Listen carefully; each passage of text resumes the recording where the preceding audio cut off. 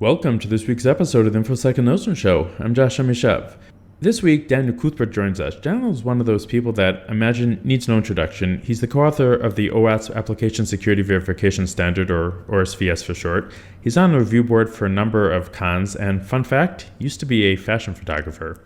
My three main takeaways from our conversation were: 1, why the ASVS will make you a better pen tester or even bounty hunter; 2, how to use the ASVS for threat modeling; and 3, his tips on getting your talk accepted at a security conference. You'll enjoy those 3 things, plus a bunch of other tips along the way. And now, here's my conversation with Daniel. Daniel Cuthbert, welcome to the show. Thank you very much for having me.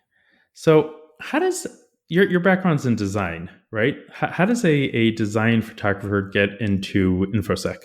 When I started my career and I was studying, I actually trained to be a chef. And this was in the 90s, and there was no real IT security industry back then, and I preferred more visual things. I did art at school, so naturally moved into fashion along with my sister. And it was when I moved back to the UK and needed a job that I started to just tinker and break things. Curiosity got the better, and that kind of started from there. So it was always kind of a mix of playing around with technology, which really fascinated me, but at the same time enjoying the visual side of design, such as women's handbags and shoes, which my wife loves a lot, which is really handy. So yeah, it wasn't really a thing where I said, hey, I wanted to go and be a security person. It was just the start of the World Wide Web, and there wasn't really that many choices at the time.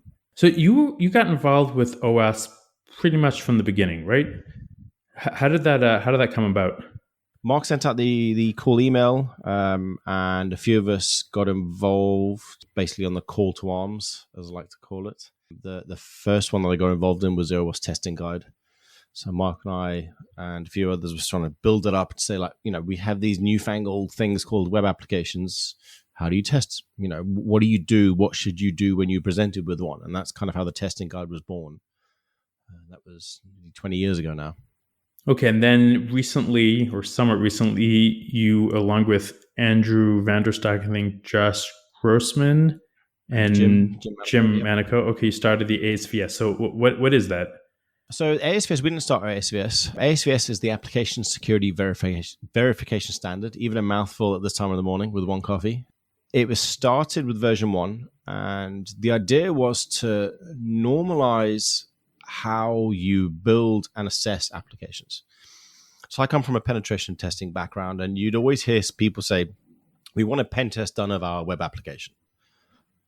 That means anything to anybody. It's such a vague thing to say, I want a pen test of my application. Like, what do you want from it? And that's kind of where the ASVS kind of stepped up to say, right, we have 3 levels. The idea is you have the ability to choose which level suits your application. So level 1 is fully automated, give or take. Level 2 is the ideal nirvana that we feel an application should be at. And then level 3 is for applications that are really serious, ones that can actually impact human life, or medical devices or so on.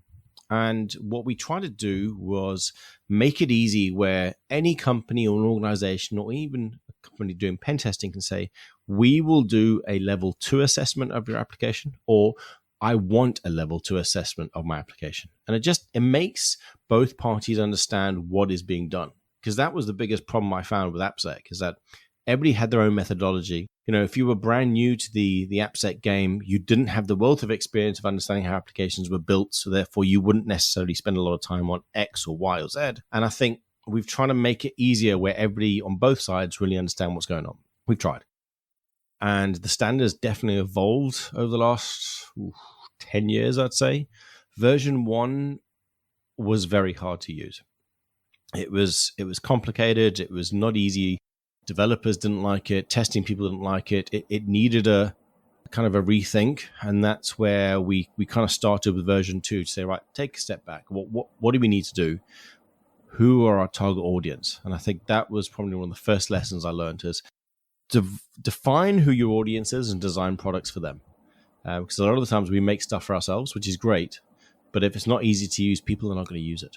So does Burp or Zap, can they handle a level 1 scan at the moment? I'm going to be honest. No, Scanner currently does level 1. No matter how many times I have begged these people who I know well, none of them do it yet.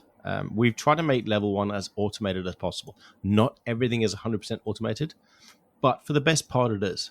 And I think the DAST world is missing a major trick by not offering this. I don't know if the standard needs to be made easier or if it's just not something that we want to do, but I would love for any of the DAST suppliers to say, hey, we have an automated scan for level 1. At the moment, nobody has. All right, so I heard in a previous talk you mentioned threat modeling as a good way for bounty hunters to find vulns in their targets. How can the ASVS be used for threat modeling? Very good question. Yeah, so let's say, right, you do a threat model and you've got a standard web application and it makes use of HTTP, obviously, and you define that the application and the HTTP server needs to have fairly robust controls about the request parameters, right? So, for example, ASVS 5, which is input validation, 511 is a check that says verify the application has defenses against HTTP parameter pollution attacks, particularly if the application framework makes no distinction about the source of requests, such as get, post, environment variables, headers, cookies, etc. You can use that to test for bugs. Now, what I find is, especially when I still test applications, is I use the ASVS to allow me to be more efficient when it comes to testing. I'm not just attacking and throwing stuff at the application. I first do a threat model to say, right, this application handles monetary payments and is accessible on the internet, and we don't have two-factor authentication, so we're using standard username and password. So I need to make sure that everything on the authentication side is robust. So I go into my authentication section and I say, right, what out of all the levels, right, are the ones that I think haven't been performed? So, for example, 2.1.4, verify that any printable Unicode character, including language-neutral characters such as spaces and emojis, are permitted in passwords. Now, this is really good because it allows better user experience for users, but we all know that handling special characters in applications is really damn hard. So I would test for this. Right, I would try and set my password as Unicode characters. I'd see how the application handles it on the back end. And this just means that I can actually go through and be a lot more efficient at testing. Well, so one of the pet peeves I've had with the ASVS is it seems to be certain things that appear there multiple times, right? So like, let's say if they're importing third-party libraries, right? That would fall into a number of categories. Are there any plans to have issues appear only one time, so that way the scoring system ends up being a bit more accurate? It's a valid concern. So one of the things we say with the ASVS is that you don't have to choose every single check. You use the ASVS based on what you need it to be. So libraries is a perfect example. Everybody's talking about SBOMs and understanding what you have and the whole supply chain stuff. That could fit into a number of areas, like you said. The first one would be, files and resources, right? Or configurations. It's how you use the ASVS. You don't have to say, right, I have to do everything in V12, right? You could say, well, actually, if I go into V12, I'm only really interested in, 12.4.1, which is verify that files obtained from a trusted source are stored outside the web root, for example. You don't have to do that. And I think if we try to have just that one across the group, it might not work. But as for all things ASVS, if you find issues that you think should be changed, by all means, add an issue in GitHub and we'll get cracking and try and fix it. Do you have any visibility into how, I know as a pen tester, I'll use it as a checklist. Do you have any visibility how other folks are using it? We did. A couple of years ago, we put out requests to the main list to say, listen, how are people using this? It's very hard. We see the Git stats. We see people definitely adding issues and, the forks and the clones. Currently, there's 363 forks. So people are using it. But what we found, what was interesting, is a lot of people anonymously reached out to say, hey, we have adopted this as a standard in X. I'm not going to mention names, but A lot of government organizations have now adopted this as a standard for AppSec dev, which is great to hear. Some of them will never go public about that, but I totally understand that. A lot of enterprise organizations, too, have incorporated this into their secure lifecycle policy. So it just means that when they go ahead and get a pen test, often they will say to pen test providers, right, we're having applications. The applications need to be tested against the L2 of the ASVS standard. Well, now there's like the mobile and the IoT ASVX documents. Are there any plans to consolidate them into one large document, or how do those documents interact with the mainstream ASVS? There were some chats about making one massive standard, and I didn't think it would work. It would make the standard way too big. The ASVS started based on, as I call them, legacy applications, the normal HTTP World Wide Web type ones. As we grew and the mobile ecosystem grew massively, there needed to be a separate one just for mobile apps. And the same thing goes with IoT. Now, one can argue that ASVS still applies in those cases, because if you look at, say, a lot of mobile apps, they will call endpoints that make use of stuff that's found in ASVS. And indeed, IoT. Some IoT devices might have a web application layer where people can, configure or upload stuff. But I think the need of having one massive standard might become a little bit too hard to handle. But again, I'm open to suggestions here. If people think this is actually a really good idea, I'm all for it. All right. Now, what are your thoughts on code reviews as opposed to or versus pen testing? I think they're both needed. Code reviews are very time consuming. They require a lot of skill and expertise, and I think that's what makes them really expensive to do. They are incredibly beneficial. I do a lot of them, but they are very time consuming. Where would that fit in the ASVS model? That's a very, very good question. Is that part of like a level 3?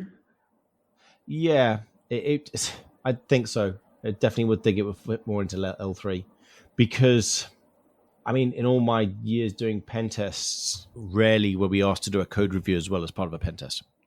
That was more of a long-term project. And that's kind of where L3 fits, right? L3 is about ensuring that everything is checked as deeply as you can imagine. So we want a deep threat model. We want code reviews. We want really, really intense type stuff. So I'd say it fits more into an L3. I never really got asked to do a code review during an all-AppSec pen test. Yeah, definitely. Now, what do you see? What's on the horizon? What's in the future for ASVS over the next couple of years? We're working on version 5.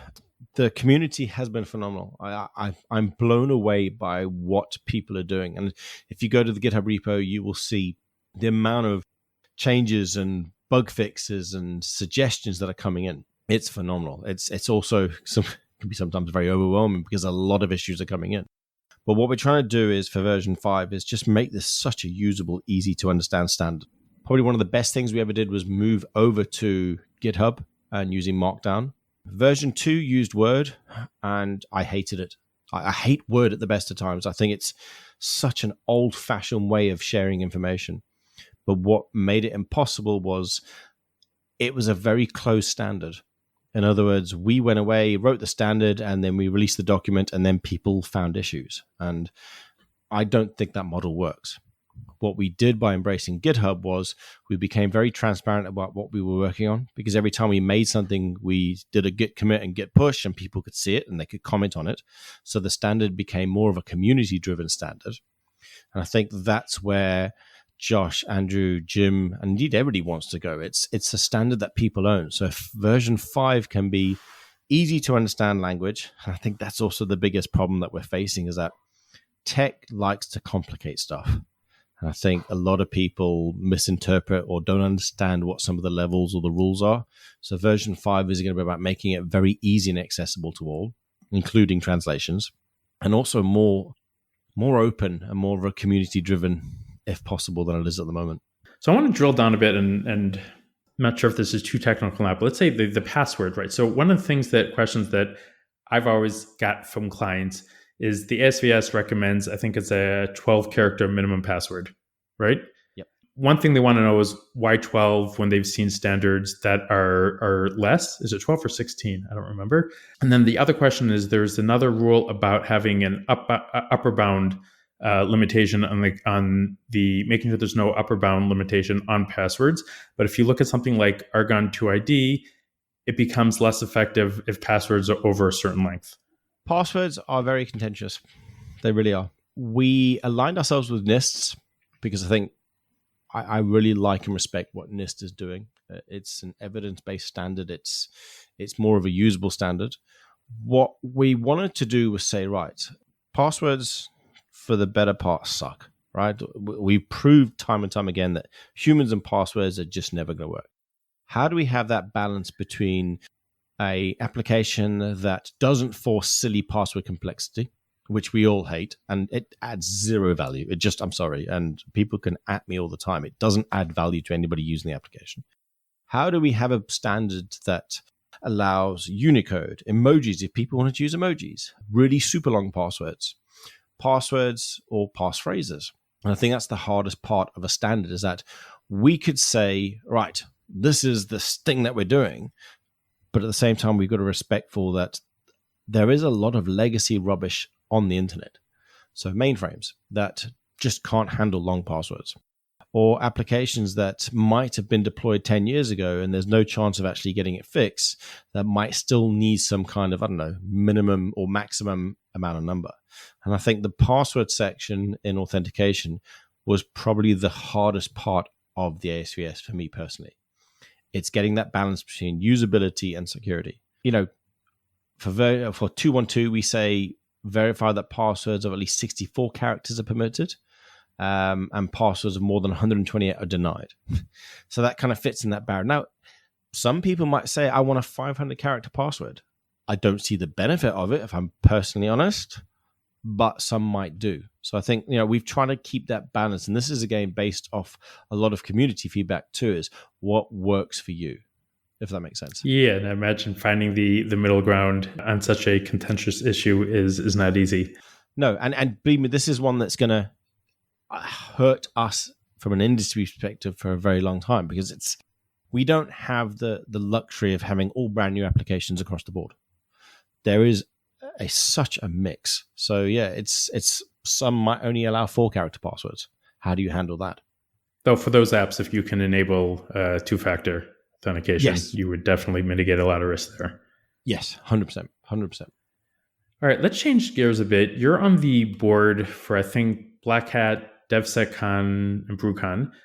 What advice do you have? Well, let's talk about how did you get on those boards? What advice do you have for people who want to get accepted to those conferences? I've been going to and been involved in Black Hat for a long time now, and I was asked to join the board 2015, 2016, something like that, which was a great honor because it's one of the cons that I love. I love looking at the research that people are doing. I guess advice I would give anybody submitting, please do not think that your talk or idea is cool enough. I think there's the first thing, right? So many people are shy where they think, oh, my stuff isn't elite enough. And I don't believe that. I think submit, it could be a topic that's very close to your heart that changes something or makes people think about something in a different way. There's the first thing. The second one is when you submit a talk, get somebody who's non-technical to read your outline. And I think this is really important because if they can understand the message you're trying to tell the world, then that submission is really good. A lot of the times when I see submissions, they don't actually go about this is the problem I see. This is how I'm trying to solve that problem, or I'm trying to expand upon a known problem. And here is the outline of the talk. And I think that's probably one of the saddest parts is what we'll do at say, Black Hat, and I've done it at BrewCon and DevSecCon, is I will go through, review the content, and if I feel like there's something missing, I will reach out to the person and say, listen, explain this to me over, Zoom or Teams or whatever they want to use. And then we can rework that submission.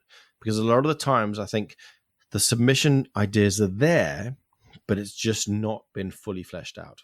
And you've got to remember, there are lots and lots of submissions for most cons. So you're trying to articulate what you're trying to tell that reviewer or that review panel. This is why I think my talk is amazing. You need to accept it.